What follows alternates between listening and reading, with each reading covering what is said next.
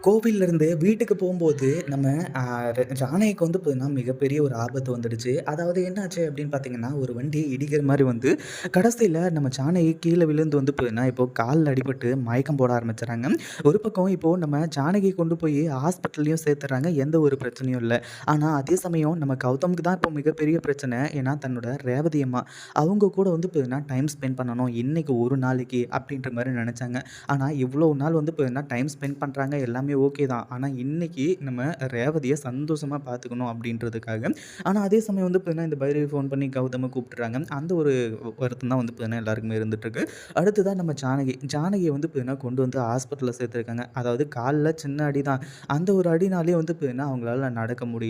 அப்படி இப்படின்னு சொல்லி பல பிரச்சனைகள். அந்த அளவுக்கு மிகப்பெரிய அடி இல்ல அப்படின்னாலுமே கூட, நம்ம கௌதம் வந்து பார்த்தீங்கன்னா, இங்க வரணும் அப்படிங்கிறது தான் மிகப்பெரிய விஷயம். அதே மாதிரி இப்ப என்னாச்சு அப்படின்னு பார்த்தீங்கன்னா, டாக்டர் வந்துட்டு ட்ரீட்மெண்ட் பார்த்துட்டுருக்காங்க.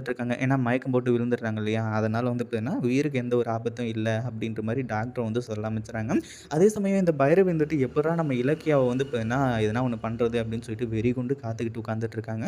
இந்த வீடியோ பிடிச்சிருந்தா லைக் பண்ணுங்க, ஷேர் பண்ணுங்க. இப்ப தான் நம்ம சேனலுக்கு ஃபர்ஸ்ட் டைம் வரீங்க அப்படின்னா